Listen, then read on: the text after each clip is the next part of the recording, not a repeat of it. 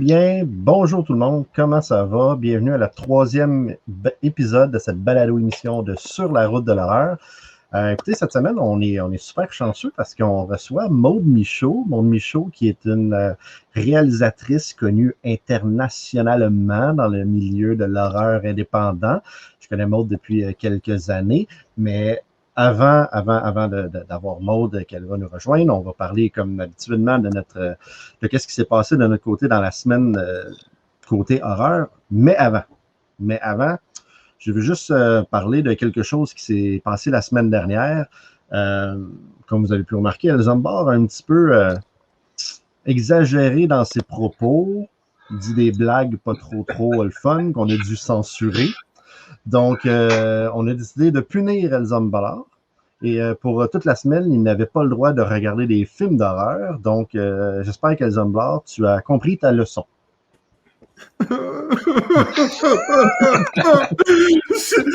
Oui, je vous promets que je recommence plus.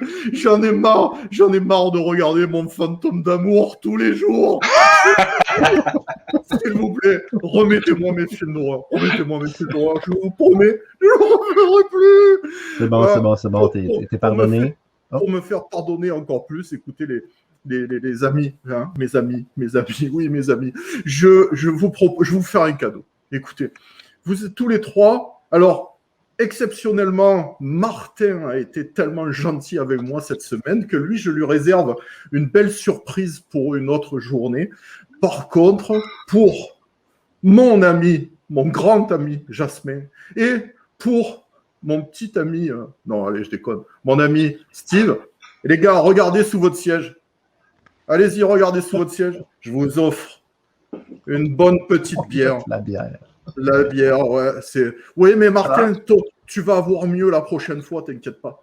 Donc, c'est une bonne petite bière et je pense que Steve, tu vas pouvoir en parler parce que tu la connais. Ben oui, en fait, c'est une nouvelle microbrasserie à Mirabel, un ami à moi qui a ouvert ça. Ça s'appelle les bières philosophales. Donc, c'est pas... c'est comme un bar de dégustation. Tu t'en vas là, tu peux acheter tes cannes de bière. Et là, présentement, ben, c'est sûr qu'on ne peut pas rester à l'intérieur pour prendre une bière. Mais éventuellement, il y a un petit deuxième où est-ce que tu peux déguster ta bière, amener ta propre nourriture même, parce qu'ils n'ont pas de service de restaurant. Mais oui, plein de variétés. Là, moi, aujourd'hui, je vais goûter à la Splendis Solaris. Donc, une bonne bière.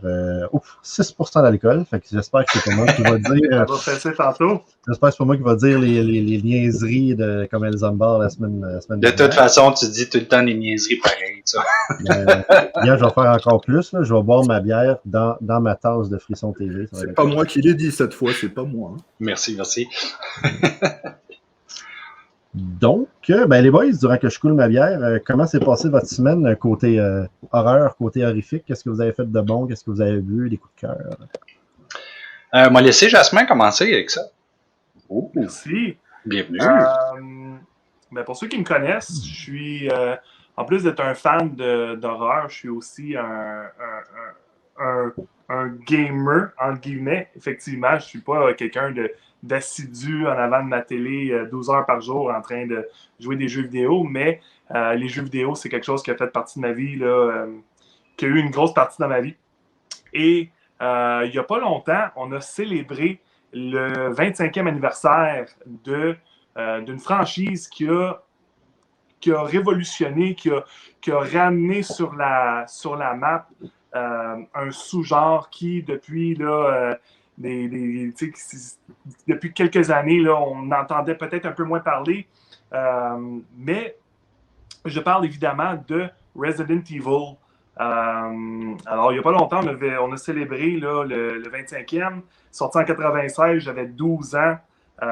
C'est vraiment une franchise qui m'a marqué, qui m'a un peu initié au monde de l'horreur, parce qu'à cette époque-là, j'étais un jeune garçon qui ne regardait pas énormément de films, mais les jeux vidéo faisaient partie de ma vie. Et j'ai voulu, là, quand j'ai un de mes amis qui m'a appelé un soir pour me dire « Hey, tu sais pas quoi, je viens de m'acheter le nouveau jeu Resident Evil. Wow, c'est quoi ça? » Puis là, tu te fais dire que tu contrôles un personnage qui qui se promène dans une ville puis qui tue des zombies. Je veux dire, un rêve de petit cul de 12 ans, évidemment. Alors, si je peux vous dire, j'ai passé des nuits blanches à jouer à ce jeu-là, à essayer de passer à travers. Puis c'est un jeu c'est une franchise qui, à ce jour, existe encore. Je veux dire, jusqu'à récemment, on a l'annonce du Resident Evil 8 qui va sortir sur PS5. On a les films, on a les séries d'animés, effectivement. Alors, tu sais, je veux dire, c'est quelque chose qui continue de grandir. Puis même, il n'y a pas longtemps, on a eu l'annonce qui était pour rebooter la franchise au cinéma. Alors, un beau coup de cœur pour moi là, de savoir que cette franchise-là est encore là après 25 ans. Puis, qui sait, peut-être un autre 25 là, pourrait les amener plus loin. Ouais, ça, c'est mon coup de cœur pour la semaine et les dernières semaines, si on veut. Je vais toujours me souvenir de Resident Evil 2 quand j'ai joué pour la première fois. J'étais à Saint-Jérôme et puis j'avais plugué ça sur mon cinéma maison. J'ai jamais eu aussi la chienne de ma vie à jouer un jeu comme ça. Ouais. Spécialement quand le maudit chien sort de la fenêtre. Je vous jure, j'ai sauté 6 pieds sous terre. C'est toute une expérience de jouer des jeux d'horreur comme ça. Pour moi, j'ai plus peur quand je joue à un jeu horrifique que quand j'écoute un film, étonnamment. Je ne sais pas si c'est parce que j'ai le contrôle du personnage. C'est moi qui décide si je vais à gauche, si je vais à droite ou quoi que ce soit. Puis je sais pas à quoi m'attendre. Le stress, hein? Oui, exactement. Fait que non, c'est une belle franchise. Puis beaucoup de beaux moments à passer à travers tous les jeux qui ont passé dans les dernières années. Good. Ouais, je suis sûr que dans 50 ans, dans 25 ans, ça va encore exister. Sérieusement, mais dans 50 ans, ça va exister quand même. J'espère que je vais être encore vivant. On sera là, nous aussi, ouais, c'est sûr. Bon, plus dans le même état, par contre. Hein. Puis toi, Martin, qu'est-ce que tu as vu ou fait de bon cette dernière semaine? Hey, écoute, étant un grand fan de Evil Dead, en plus d'avoir travaillé sur Health the Deadites, rencontré du monde qui sont fans finis, d'avoir réussi à faire ça, oui, Health the King, baby! D'avoir réussi à faire ça en plus au début du reboot et ensuite pendant que Ash vs Evil Dead existait pour le documentaire. Tu sais, on se retrouve, la sortie du documentaire et elle s'en vient sur Blu-ray officiellement et puis on annonce des nouvelles sur Ash, pas Ash mais Evil Dead Rise, puis il y en a de plus en plus. Puis je suis comme, oh my god, j'ai tellement hâte de voir ce film-là, c'est fou raide. Moi, je sais que toi Steve c'est le même, je pense que Jasmin aussi c'est comme ça, mais le reboot je l'ai trouvé excellent. Stéphane aussi. Elles ont excusez. Qui est Stéphane? Je sais pas, il ressemble à quelqu'un que je connais. Ça, évidemment, tu sais, j'ai hâte de le voir parce que effectivement, j'ai aimé le reboot. J'ai trouvé que c'était original. J'ai adoré le rôle féminin qui a remplacé celui de Ash. Surtout qu'on s'attendait à ce que le personnage qui était exactement habillé comme Ash était pour prendre le dessus, la vedette, puis être notre héros. Ça a finalement été la femme et j'ai adoré cet aspect-là parce que on en a besoin de plus en plus, ce genre de choses-là, de mettre le pouvoir entre les mains de la femme. Donc, tout ça pour dire que Evil Dead Rise, c'est quelque chose que j'ai vraiment hâte de voir et je ne me peux plus d'avoir des nouvelles de ça et de les partager même sur la page de Health the Deadites quand on va pouvoir. On l'anticipe avec impatience, en tout cas, ça c'est sûr. Ok, oui. Là, je vais t'avouer, Martin, tu m'as fait peur quand tu as commencé à parler de ta semaine parce que je pensais que tu allais parler exactement la même chose que moi. J'étais comme, il n'a pas lu les notes de début d'émission, mais bon.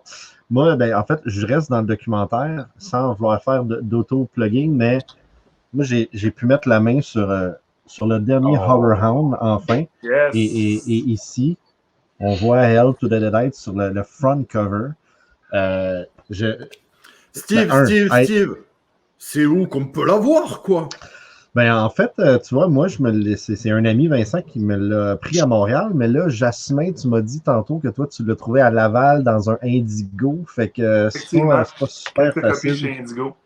Ouais, c'est pas super facile à trouver, mais tu sais, d'avoir le titre sur le dessus, c'est intéressant, mais vraiment, là, d'ouvrir le magazine puis de voir, excusez, là, de voir comme des pages complètes sur nous autres, je capote bien raide, je suis comme un petit enfant, 3 pages. Ouais, 3 calme-toi quand même. Là, tu te fais un peu trop Hein? plaisir. Hein. Je me fais très plaisir.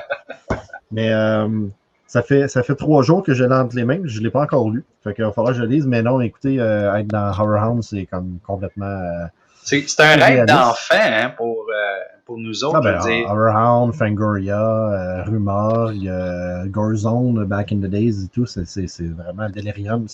C'est vraiment quelque chose pour un cinéaste indépendant, c'est vraiment le fun.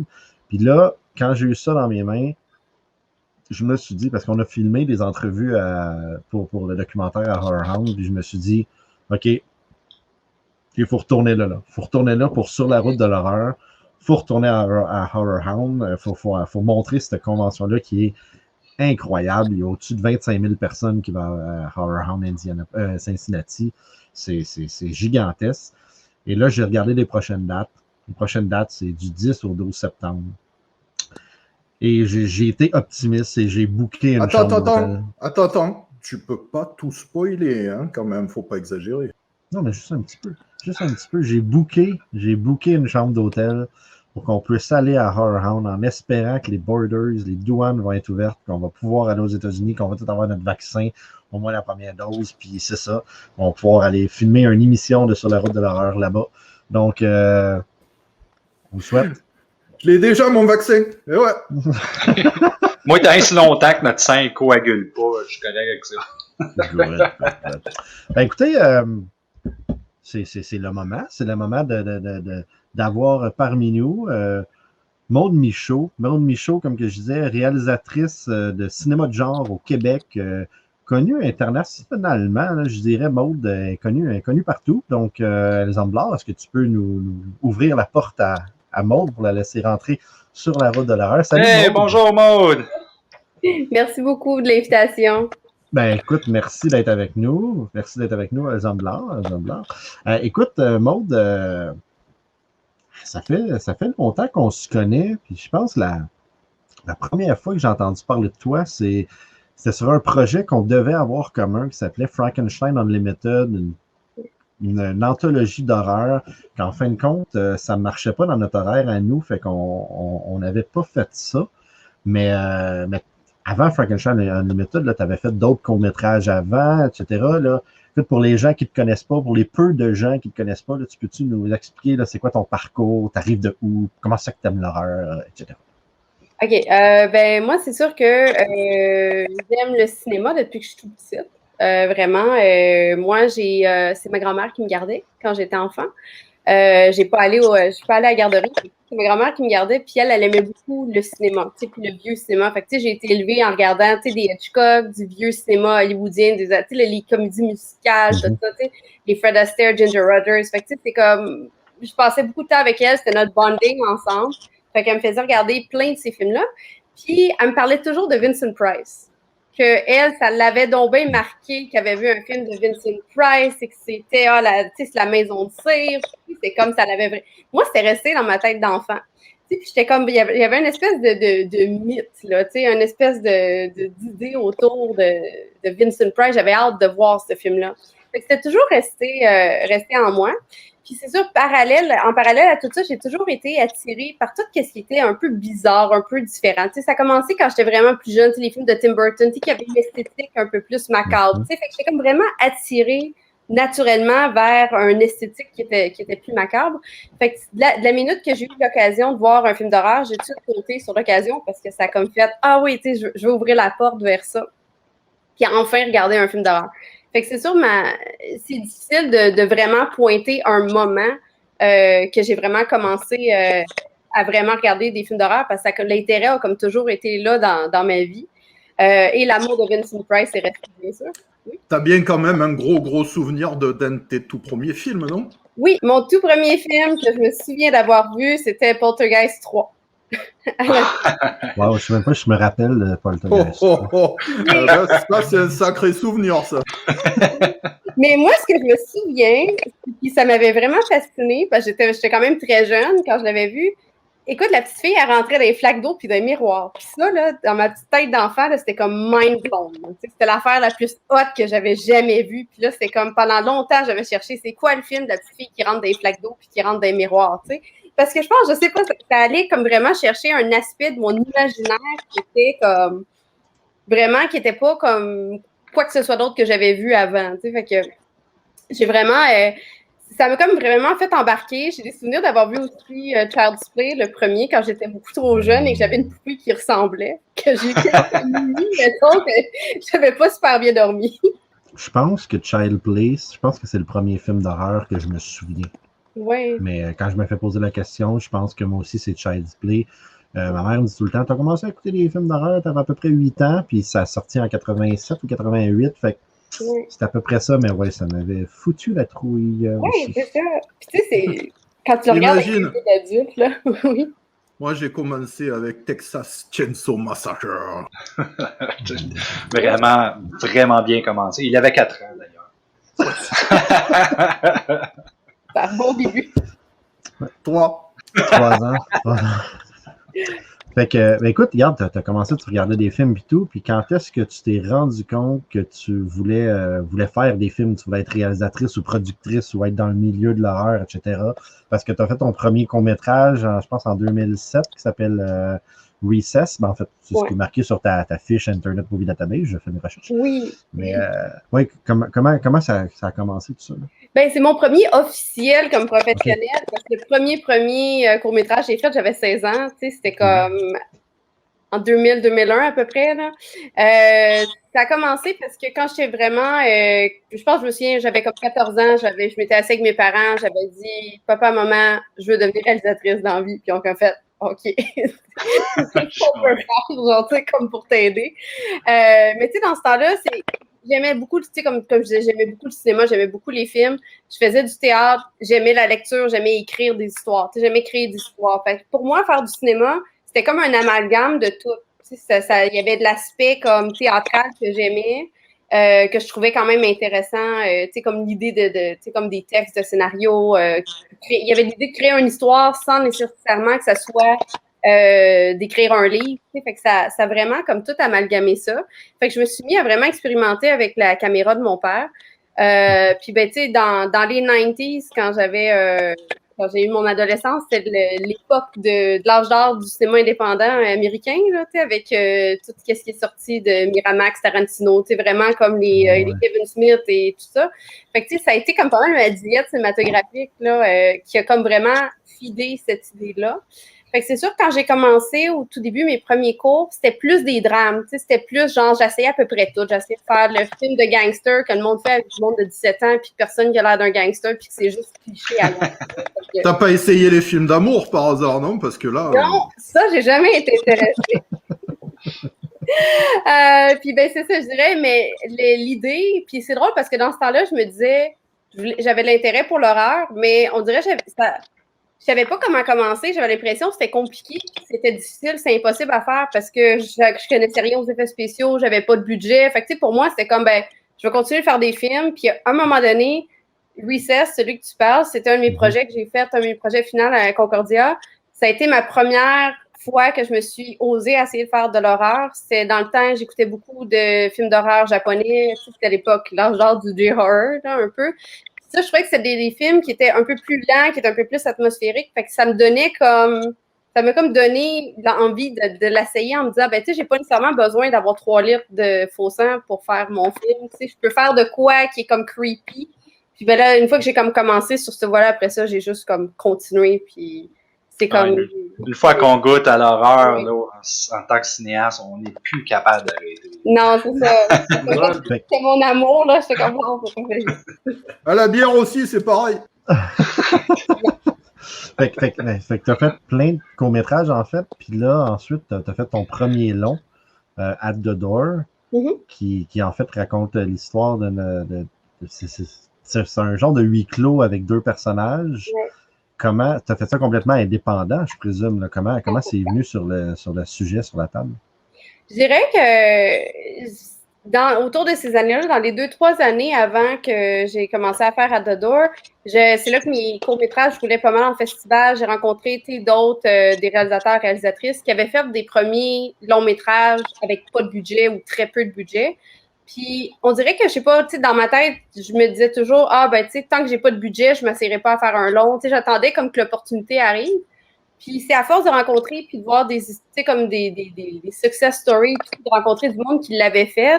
Puis on dit, ben non, tu sais, vas-y, attends pas, tu sais, fais-le. Puis c'est là que je me suis mis à calculer. Je disais, OK, le nombre de courts-métrages que j'ai fait versus, tu sais, finalement, je me dis, ben, tu sais, faire un long, c'est comme faire comme plusieurs courts-métrages, tu sais, comme un après l'autre, tu sais. Fait que j'ai comme commencé vraiment, j'ai économisé ce que je pouvais, j'ai vraiment, j'ai fait des soirées de levée de fonds, j'ai comme pré-vendu des DVD sur mon site web, tu sais, j'ai fait une compilation DVD de mes cours que je vendais, tu sais, à tout le monde, j'en parlais à mes amis, tu sais, à un moment donné, comme ceux qui voulaient, tu sais, comme prenez-la, j'avais un blog dans le temps, fait que, tu sais, là-dessus, en essayant de ramasser ce que je pouvais ramasser, puis le reste, ça a vraiment été comme, ben, tu sais, j'avais un montant, je me suis arrangée pour dire, ben, je peux donner un per diem à tout le monde qui travaille dessus. J'ai bâti mon histoire aussi en fonction pour que ça coûte le moins cher possible. C'est pour ça que c'est 2 personnes dans un appart, tu sais, avec comme peut-être 2-3 petits rôles de soutien qui sont là pour quelques scènes. Fait que j'ai vraiment comme construit de quoi parce que je m'étais dit, ben, je vais essayer de faire le mieux que je peux avec ce que j'ai. Pour l'avoir, là, pour l'avoir le premier long là, de fait, puis l'essayer. Puis je me dis, ben, tu sais, si je tombe en pleine face, ben, au pire, c'est un premier. Comment tu as trouvé ton expérience avec ton premier? Je dirais que ça a été relativement smooth. J'ai été vraiment chanceuse que je vais toucher du bois. Ça s'est super bien déroulé. On n'a pas eu trop de pépins. On est resté dans le budget. Je dirais comme je sais pas, les astres étaient alignés, là, mais c'est vraiment comme j'avais des bons collaborateurs aussi qui m'ont servi de conseiller à travers le processus. Des gens qui avaient fait d'un premier long métrage aussi avec peu de budget, qui me disaient, ben, pour faire tel truc, tu peux faire ci, ça. Beaucoup d'échanges de services. Fait que j'ai été vraiment chanceuse. Ouais, souvent, c'est ça. Hein, quand tu veux réussir dans le cinéma puis tu commences, tu as toujours besoin d'être bien entouré parce que c'est ces gens-là qui vont t'aider à percer dans le domaine. Puis je suis content que c'est arrivé aussi pour toi parce que c'est un cadeau du ciel, ce genre de monde-là qui peuvent t'aider. Effectivement. Ça fait toute une différence à la fin de la journée parce que c'est tellement un projet colossal, le premier que tu le fais. Tu sais, quand tu sais pas que tu sais pas dans quoi tu t'embarques, tu as une idée générale, mais tu sais, le scope, là, l'envergure de la chose, là, quand tu regardes ça, tu es comme oh wow! Mais comment tu as fait ton casting pour choisir tes gens? Parce que regarde, moi j'ai le physique de l'emploi quand même. Écoute, j'ai été super chanceuse côté casting. J'avais déjà, en fait, le film a été écrit avec mon actrice principale en tête, qui est Shannon Lark, une actrice américaine qui c'est elle qui avait parti le festival de films Viscera, qui a roulé pendant quelques années. Elle était très active dans la scène cinéma indépendante, horreur. À la fois comme actrice, comme réalisatrice aussi, comme organisatrice d'événements. Fait qu'on s'était croisés sur le circuit des festivals une couple de fois. Je l'avais rencontrée, on a super gros cliqué. Je l'avais interviewée pour un documentaire que j'ai fait sur les femmes dans le cinéma de l'horreur. Puis, je savais que je voulais travailler avec elle. Fait qu'à un moment donné, quand j'ai fait un petit court-métrage, on a tenté une première collaboration un peu à distance. Là. On s'était rencontrés dans un festival. Genre, dans ma chambre d'hôtel, je suis comme, OK, on va tourner une coupe de scènes, tu sais, puis j'ai comme plugué ça dans l'histoire, tu sais, comme c'était comme des scènes de souvenirs, comme du personnage, tu sais, fait que c'était pas vraiment un rôle actif, mais c'était une première collaboration, puis après ça, j'y avais dit, écoute, la minute que je fais mon premier long, je veux que ça soit toi qui joues dedans. Fait qu'on est vraiment resté en contact pendant tout le tournage. Là. Puis là, excuse, vas-y. Non, vas-y, Martin. Je disais, avec toute cette réussite-là, j'ai remarqué aussi que tu étais en train de travailler en post-production pour Ted Bundy Addison. Oui, c'est ça. C'est une anthologie qui est chapeautée par Shane Ryan. Donc, c'est un peu, je dirais, dans les dernières années, j'ai beaucoup participé à des anthologies avec des calls, là, justement, pour faire des petits courts-métrages ou des segments. C'est super le fun. Moi, je trouve personnellement, moi, ça me garde sharp. Là. J'aime ça, les challenges aussi. Challenge, que ce soit de style, de genre, que ce soit quelque chose qui est pas nécessairement le genre de truc que je ferais moi-même, que je m'investirais à faire, mais hey, j'ai le goût de l'essayer pour ce projet-là. Fait que ça, oui, effectivement. J'ai très hâte de voir au final qu'est-ce que ça va donner. Là. Est-ce que Philia est aussi une anthologie?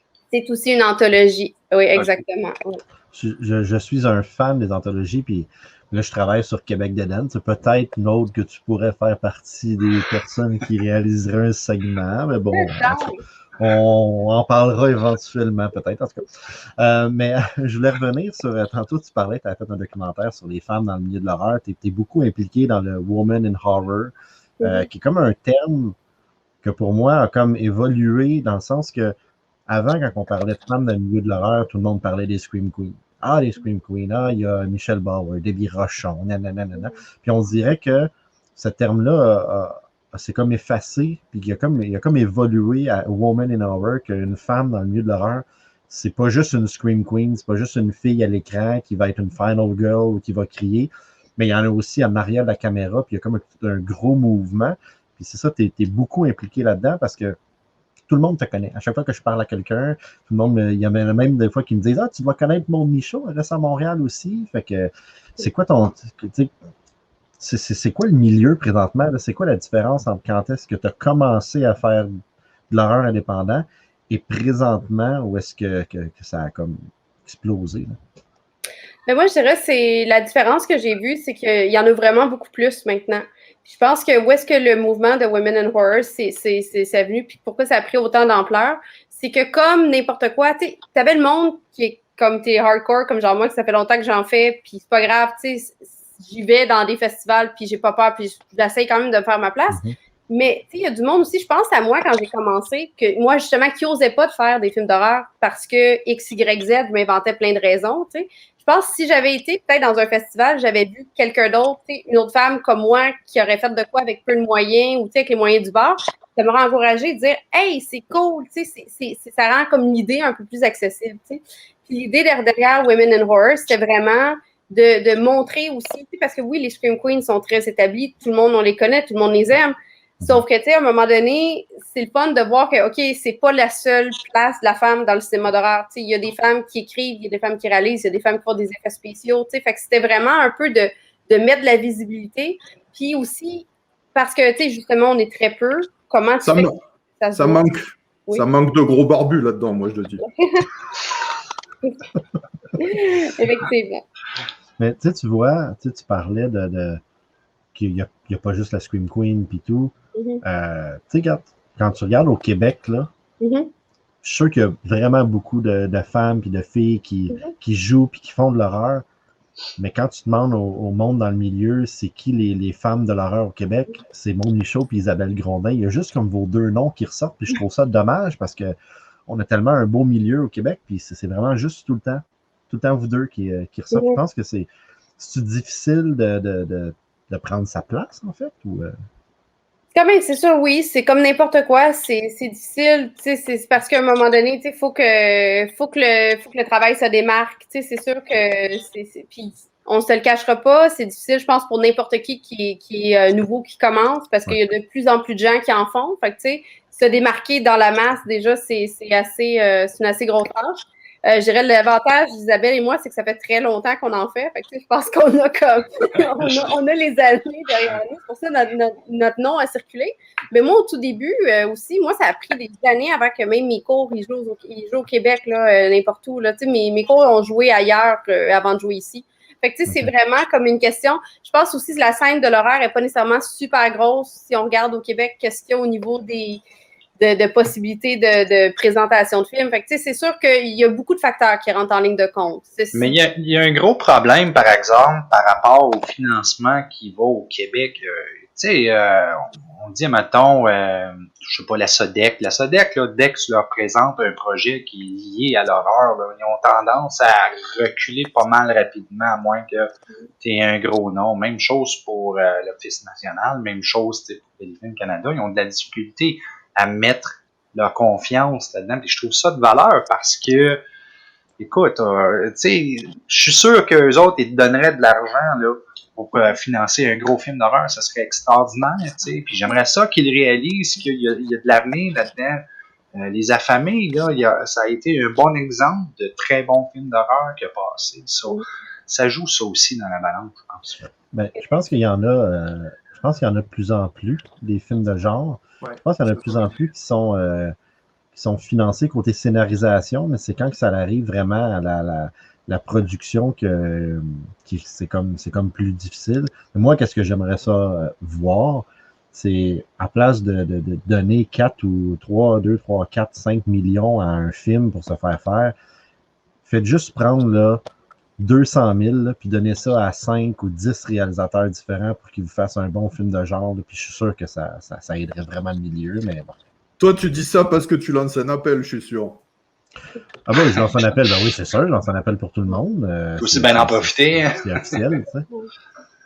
Fait que, ouais. Je pense que ça serait le fun. Ça serait le fun si on avait des opportunités un peu comme ça, nous ici. Parce que je regarde des fois qu'est-ce qui est fait en Ontario, exemple la gang de Black Phone, tu sais, le genre de deal qu'ils ont à faire, qui ont vraiment eu un deal qui ressemblait à ça, là. Tu sais, c'était comme 1 ou 2 millions, mais splitté en X nombre de films qu'il fallait faire avec ça. Tu sais, fait que je pense que c'est quelque chose, ça serait le fun si on avait un équivalent qui se présentait ici, parce que ça permettrait de se démarquer, mais bon, c'est...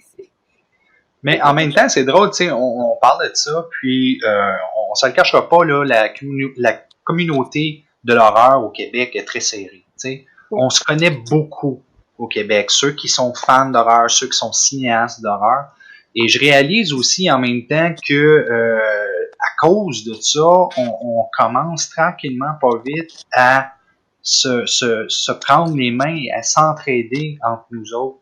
Puis c'est un phénomène que j'avais pas vraiment vu dans le passé, sauf peut-être pour les petites cliques, comme je pense, mettons, à la gang de Fantasia, la gang de Spasme, tu sais. Mais là, de plus en plus, avec la technologie qui avance, tu sais, on réalise que les gens qui font la même chose commencent à s'entraider entre eux autres. So, c'est une autre chose qui est vraiment plaisant. Oui, je suis très d'accord. On est rendu au bout de l'émission. En fait, dans l'épisode, on s'est passé en plusieurs sujets. Ça y est, on est au bout, on a fini. Ouais. Ciao! Tu peux aller te coucher, les hommes blancs. On a plusieurs sujets qu'on parle, puis là, on introduit on fait un petit test ce soir avec toi. On introduit une petite chronique là, qui s'appelle la chronique en rafale. Fait que je vais laisser Jasmin. Jasmin a préparé comme plein de petites questions en rafale qu'il va pouvoir te poser, puis c'est tout le temps intéressant de voir les réponses des invités. Parfait. J'ai même mes notes. Question de rien oublier. Oh, tu sais lire? Ouais, oui. Alors, Maud, tu as mentionné tantôt Vincent Price, Poltergeist 3, Child's Play. Ma première question, en fait, c'était le premier film que tu avais vu. Tu as mentionné Poltergeist 3, mais je vais changer ça un peu. Y a-tu un moment marquant, une scène de film, quelque chose qui t'a vraiment marqué à un jeune âge, là, où est-ce que tu penses encore là, à ce jour, puis ça te donne t'as le poil sur les bras qui retrousse ou quoi que ce soit? Ben, moi, je dirais c'est peut-être quand j'ai vu le premier Halloween original, tu sais, la fameuse scène dans la maison, tu sais, quand il cherchait avec le scène du garde-robe, tu sais, tout ça. Bien que, parce que j'avais regardé déjà comme une couple de films d'horreur à ce point-là, mais celui-là, quand je l'avais vu, j'avais eu un moment de oups, tu sais, ça avait eu l'effet recherché. C'est un film qui a énormément de tension aussi dès le début. Effectivement. On peut comprendre le sentiment. La deuxième question, en fait, c'est pas dans un air où est-ce que les remakes sont très populaires de plus en plus. Si tu avais à toi faire un remake soit d'un film d'horreur, ça serait quoi? Les yeux sans visage. Oh! Je vais très artistique, là, très artistique, mais oui, je suis tombée en amour avec ce film-là. J'ai vu sur le tard, tombée en amour. Puis je trouve que c'est un film qui est très peu connu, qui est bien aimé de ceux qui le connaissent, mais j'aimerais ça, ça serait un remake avec amour, pour juste le remettre au goût du jour, on va dire, pour le revamper, pour justement qu'une nouvelle génération le découvre. Je suis en train de googler les yeux sans visage parce que j'ai aucune idée de quoi tu parles. Eyes without a face. Ah, ok, 1962. D'accord. Sors d'ici, tu connais pas tes classiques. Excellent. Est-ce que tu collectionnes un peu? Oui. Est-ce que tu as un item de collection que tu affectionnes particulièrement? Je dirais, je collectionne plus des DVD. Ok. Fait que, c'est vraiment plus, je dirais, c'est ma collection qui grossit de plus en plus de giallo, genre Grand oui. Arrow, Syndrome. Donc, ça passait de quelques DVD pour découvrir le genre que je connaissais très peu à je suis rendue dans de l'obscur au bout, puis que c'est rendu, ça prend la moitié de ma bibliothèque à DVD. Là, fait que, Puis, ouais, le giallo, on s'entend que ça fait des années, c'est un genre que ça fait des années qu'il existe et effectivement. c'est pas le choix qui manque, effectivement. Non. C'est ça. Le dernier J'aimerais bon ça film que tu me d'horreur donnes. oui, vas-y, Excuse-moi, là. Steve. J'aimerais ça, Maud, que tu me donnes tes recommandations. Ah, J'ai jamais vraiment embarqué puis vraiment regardé des giallo. Fait que ça serait. Qu'est-ce que tu fais ici, toi? Non, mais je me demandais la même chose. Comme Non, mais des giallo, man. je devrais commencer avec quoi pour les gens qui veulent commencer du giallo? Ben, ça dépend si tu cherches de quoi de vraiment classique, comme plus puriste ou. Parce que moi, c'est des recommandations qui sont un peu all over the place. Puis j'en ai des films qui sont techniquement des giallo, mais que c'est pas une des. Tu sais, comme. On peut argumenter que c'est pas nécessairement du pur Attends. giallo, là. Donne-lui du Dario Argento pour commencer. Ben oui, hein. Oui. Mais c'est clair que tout ce qui est Argento puis Bava, moi, je te dirais Blood and Black Lace, là, personnellement. C'est un de mes classiques là, de Bava. Puis sinon, si tu veux quelque chose que l'esprit giallo, mais qui est un petit peu plus champ gauche, c'est All the Colors of the Dark, qui est un de mes préférés aussi de Martino, celui-là. Donc, je dirais Sergio Martino, puis Bava, puis Argento, c'est des bons points de départ. Ben, tu vois, en fait, le seul film d'Argento que j'ai vu, c'est son Dracula. Oh my god. Non! C'était pas très bon. Ça n'existe C'est pas. vraiment son pire. C'est never. Si tu veux voir quelque chose de Dario Argento, là, va voir en Giallo Profondo Rosso, là, Deep Red. C'est excellent. ouais. Le dernier bon film d'horreur que tu as vu récemment? Et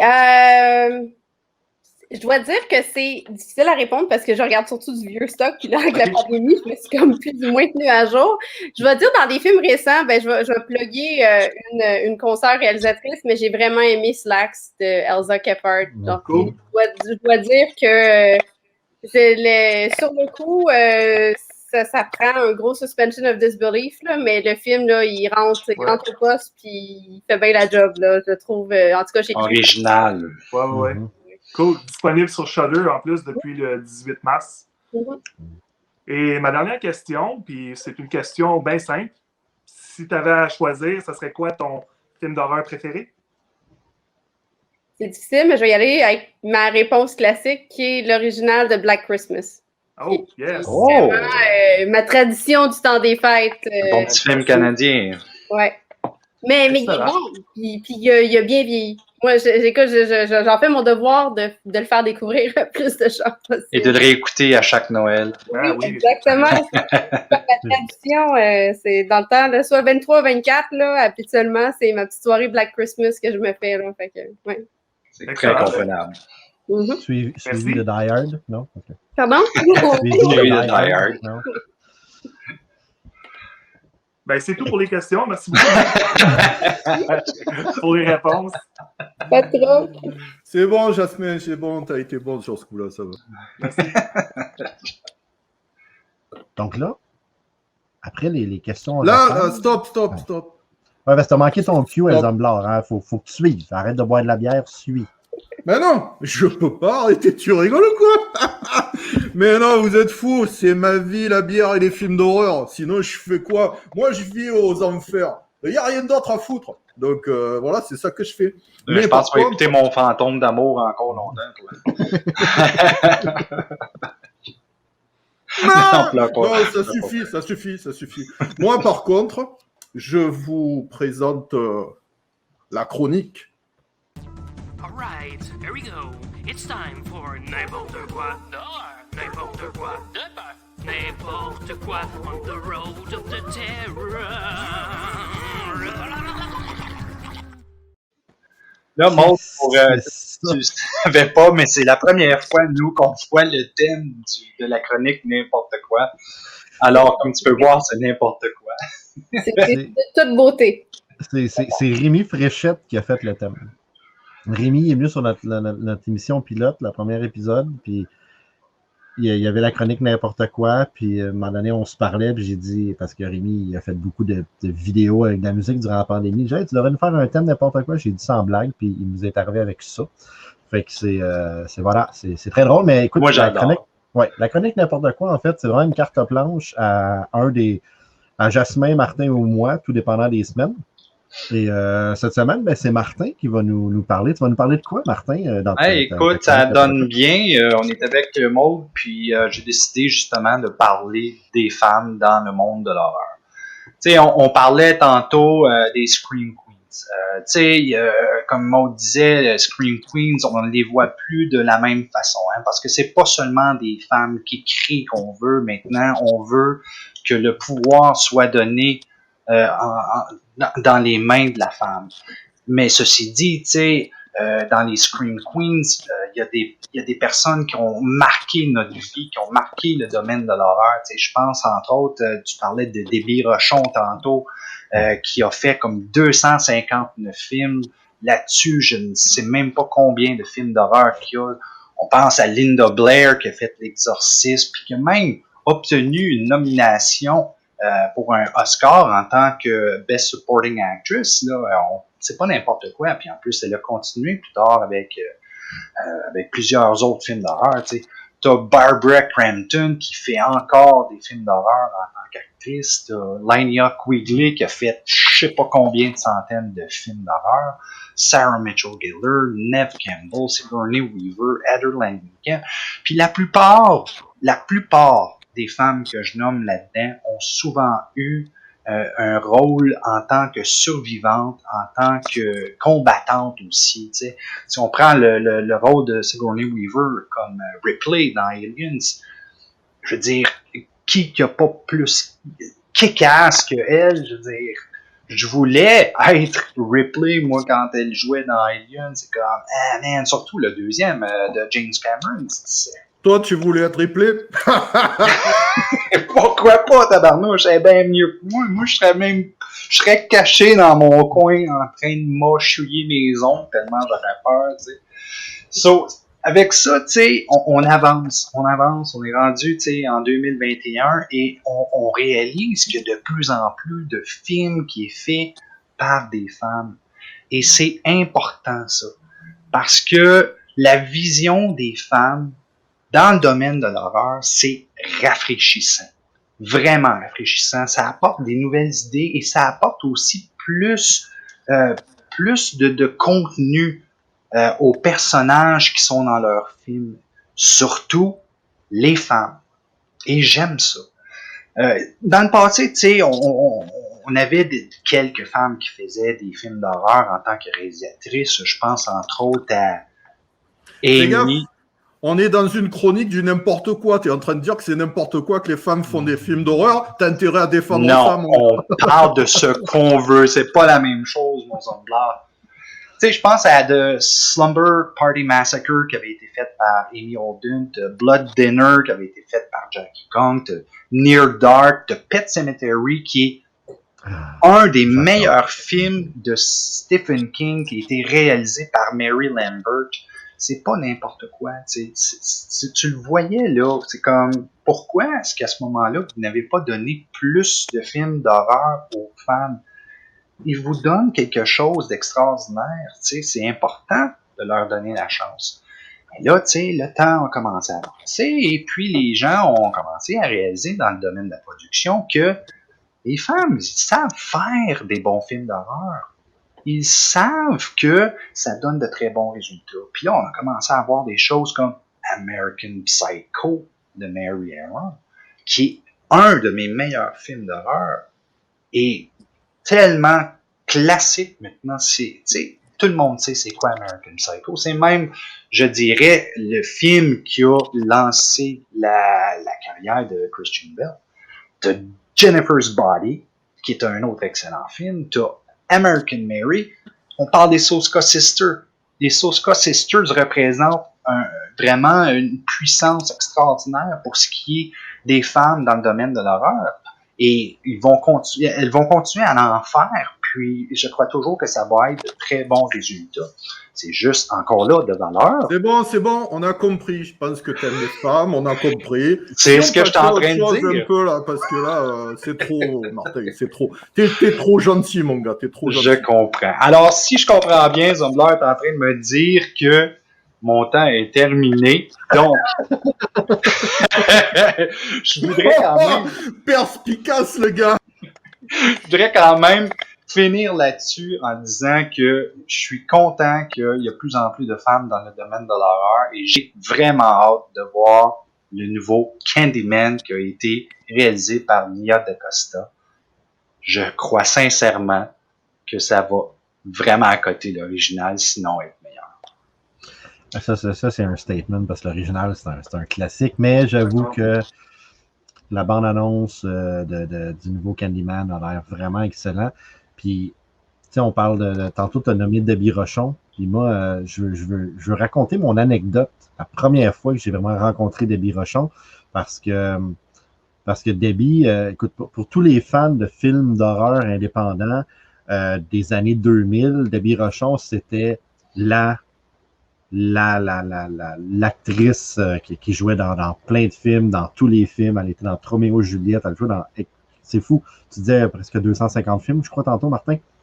C'était incroyable. Puis moi, j'ai rencontré Debbie Rochon. La première fois que j'ai rencontré, ça va toujours rester dans ma mémoire parce que je commençais à tourner mon premier documentaire Under the Scares, puis on s'en allait en Ohio à une convention qui s'appelait Cinema Nightmare.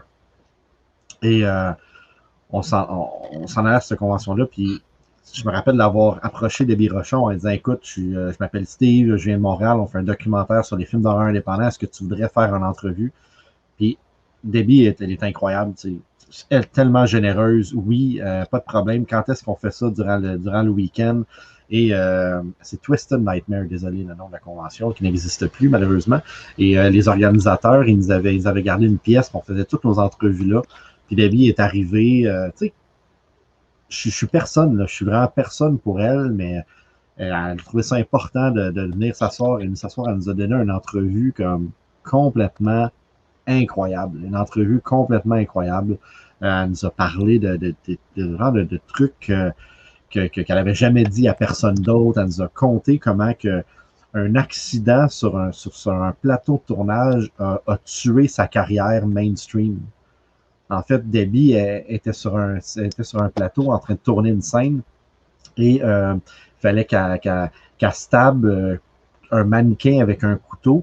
Puis ça fonctionnait pas super bien parce que c'était un couteau en plastique. Puis sans le savoir, entre les takes, le réalisateur ou quelqu'un sur le plateau du film a changé le couteau en plastique pour un vrai couteau. Et le couteau avait pas de barrière ici, là, quand tu frappes avec un couteau. Fait que quand elle a stabé dans le mannequin, sa main, elle a continué, puis ça y a tout coupé l'intérieur de la main. C'était vraiment dans le temps où est-ce qu'elle commençait vraiment à être hyper populaire. Puis à cause de ça, ben, elle n'a pas pu jouer dans des films. Ça a complètement comme tué son ascension. Et après, ben bon, heureusement pour nous, comme on dit, elle est restée dans le cinéma d'horreur indépendant. Mais elle nous a vraiment tout compté ça. Puis à la fin de l'entrevue, quand on l'a remercié d'avoir fait l'entrevue, elle s'est mise à genoux en avant de nous. Comme, merci beaucoup. C'est la meilleure entrevue que j'ai faite de ma vie. Puis j'étais comme, wow, j'ai-tu Debbie Rochon qui est en train de nous encenser en disant, wow, c'était vraiment cool. Puis on est devenus amis après ça. Je me rappelle à l'autre convention tout de suite après, qui était, je me rappelle plus où, par exemple. On est arrivé à la convention, puis on était comme les petits gars de Montréal. C'est comme, hey, my friend from Montreal. Puis elle nous a demandé, hey, qu'est-ce que vous faites demain matin? Voulez-vous venir déjeuner? On va aller déjeuner juste pour parler. Fait que le lendemain matin, on était au restaurant de l'hôtel. Il y avait moi avec mon ancien partenaire Hugo. On était assis. On est en train de déjeuner avec Debbie Rochon. Là, tu avais plein de monde qui passait puis qui nous regardait genre, c'est qui eux autres qui mangent avec Debbie Rochon?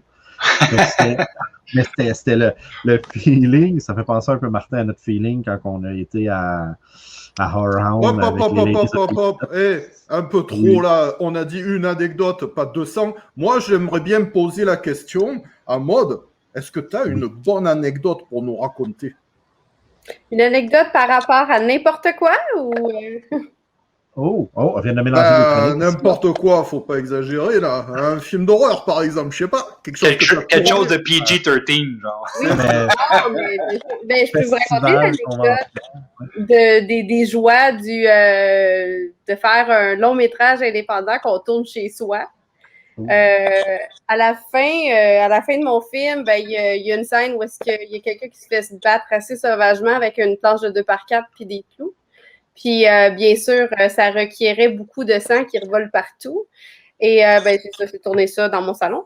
Parce que, ben, j'ai tourné dans mon salon, pourquoi pas. Puis, ben, je peux dire que 3 ans plus tard, j'ai retrouvé encore des gouttes de sang en arrière du calorifère, sur le plafond, qui avait revolé comme une coupe de pied plus loin. Fait que, ouais. Puis, Ça rappelle des bons souvenirs, ça aussi. Quand j'ai repeinturé mon appart, je dois avouer que quand on a retiré la plainte de calorifère, t'avais comme des coulisses tout le long.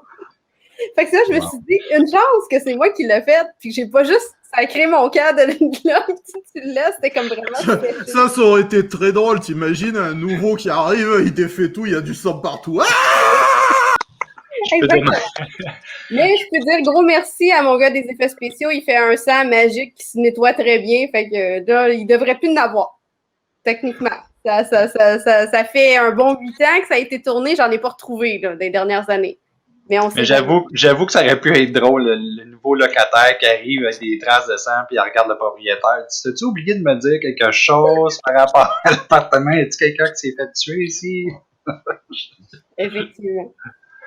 Écoute, moi j'avais une autre question, parce que avant qu'on quitte, parce qu'il nous reste une petite dizaine de minutes, mais quand je faisais des petites recherches, parce que bon, on se connaît, mais tu sais, je voulais quand même apprendre des nouvelles choses. Je suis tombé sur ta chaîne YouTube que je savais que tu faisais, puis j'ai vu que tu avais comme plus de 9000 abonnés. Non, mais sérieusement, c'est quand même très intéressant. Puis là, après, je me suis rendu compte que tu avais mis quelque chose il y a comme une semaine dessus, mais ça faisait longtemps que tu n'avais pas rien mis dessus. Pourquoi? Qu'est-ce qui s'est passé? Je dois dire, c'est un mix de plusieurs choses. Alors, j'ai malheureusement pas la réponse magique. Ma chaîne YouTube, c'est juste accumuler des abonnés au fil des années parce que moi, je dompais mes courts-métrages qui avaient fini en festival là parce que c'est facile. Ça s'appelle du talent, ça, Maud. C'est parce que tu as du talent. C'est pour ça qu'il y a du monde qui s'abonne. Bon, c'est bon. Merci, je l'accepte. Bien mieux. Mais ça fait Ça y est, il est encore amoureux, lui. Fais juste dire la vérité, les hommes blancs, là. Je dirais que c'est un mix de plusieurs choses. En fait, quand j'ai vu que ma chaîne était rendue à ce niveau-là d'abonnés, je disais, ah, ben, tu sais, ça vaudrait peut-être la peine de se mettre à développer du nouveau stock pour, tu sais, puis tant qu'à le faire, ben, y aller avec, là. Je dirais, j'ai commencé un petit peu, mais ça m'a pris du temps à trouver parce qu'à un moment donné, ce que j'avais à ce point-là, c'était des courts-métrages. Sauf que, tu sais, je peux pas faire un nouveau court-métrage à chaque mois non plus. J'aimerais beaucoup dans un monde idéal, mais c'est pas une réalité facile. Fait que je dirais, j'ai expérimenté avec plusieurs contenus, j'ai essayé de regarder qu'est-ce qui se faisait sur YouTube. Ça a pris du temps, puis à un moment donné, je me suis comme découragée un petit peu. Je dirais, là, je me dis, ah, ben, tu sais, il n'y a rien comme que d'air à vraiment pogner ou à marcher. Fait que, tu sais, tant que je le sais pas comment je m'enligne, je vais arrêter. Puis ça a comme à donner.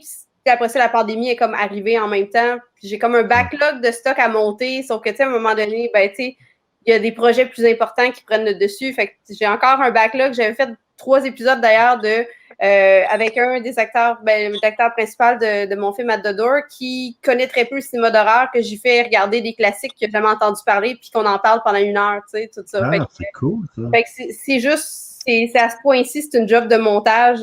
Donc, je dirais, puis pourquoi j'ai remis de quoi il y a 2 semaines? De même, ben, ça a donné que je faisais un ménage de mes disques durs, puis je me suis dit, tiens, on va rassurer, le timing est bon. On va d'ailleurs jeter un coup d'œil. D'accord. Yeah. Okay. Now I'm getting ready now. Yeah, I'll meet you there. OK. Bye.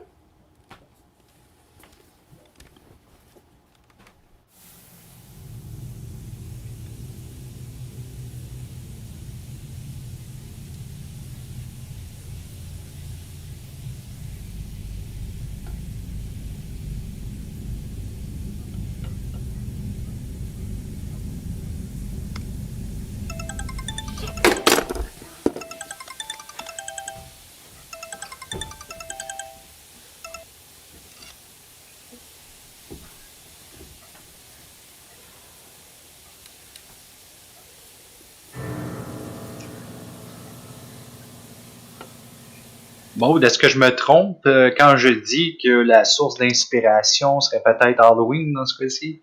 Oui, mais non, je dirais oui. Je dirais que c'était très, très, ça fait partie du zeitgeist des inspirations. J'aime beaucoup jouer avec les stalker cam aussi. D'ailleurs, je dois avouer que c'est quelque chose, à un moment donné, il va falloir que j'arrête de faire ça, là, parce que je vais commencer à devenir un cliché de moi-même. Mais non, mais tu sais, Halloween, Giallo, c'est ça que c'est, puis on aime ça de même. Exactement. Ouais. Et puis ça, cette vidéo-là, tu avais fait ça pour quoi? Pour le Fright Fest, en fait, au UK, c'est ça? Oui, c'est ça exactement. J'avais été approchée parce qu'ils faisaient faire des bumpers, justement, pour justement encourager les gens à fermer leur cellulaire avant les films. Puis j'avais été approchée cet été-là, on m'avait demandé, ça a donné, c'était l'année que d'ailleurs mon long métrage sortait, là, fait que c'était comme tout est arrivé en même temps.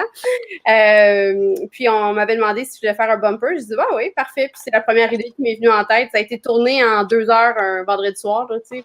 Mais c'est le genre de petit projet que chaque fois que j'en fais un, je suis comme ça me refait retomber en amour avec l'affaire. Là. Fait que, puis, tu sais, c'est comme c'est le fun, il a joué au Fright Fest, mais c'est le genre de truc que j'ai fait, OK, on va le mettre sur YouTube, ça va continuer à avoir une vie. Puis... oui. Mais je trouve tellement ça le fun, tu sais, les chaînes YouTube pour des trucs inédits. Nous, avec Sur la route, ben, on s'est comme dit que on allait mettre plein de trucs inédits quand on va partir sur la route, puis qu'on va aller tourner, mettons qu'on s'en va à une convention, puis que en chemin, on a un petit 15 minutes de détour à faire pour aller filmer le building où est-ce que X film a été tourné dedans. Ben, c'est plein d'inédits qu'on va mettre. Fait que c'est vraiment notre but d'en mettre au moins un par semaine. Arrête de spoiler, toi. Arrête de spoiler. Mais je spoil pas, je tease. Ben, mais écoute, Steve, si jamais Zomblar il vient avec nous puis on s'en va aux escaliers de l'exorcisme, on le poussera en bas. On le poussera en bas, ben oui. C'est sûr. Je reviendrai des enfers. Probablement. Écoute, Maud, je veux te remercier d'avoir pris cette heure avec nous. Mais avant que tu quittes, j'aimerais ça. C'est quoi tes futurs projets? Tantôt, Martin, il en a parlé un petit peu là, de quelques anthologies qui s'en viennent, dont Philia. Philia, c'est une anthologie, mais juste faite par des femmes, si je me rappelle bien. Pas celle-là, non. Philia, non, c'est pas celle-là. Non, en fait, mais Philia, je dois avouer que c'est une anthologie que qui me tient beaucoup à cœur, là, parce que c'est l'idée des philias, c'est des amours vraiment comme des obsessions, des amours / obsessions extrêmes vers une chose, là, une chose inédite, tout ça. Donc, le concept d'anthologie, c'est que chacun des cinéastes fait un court-métrage qui représente une filia en tant que telle.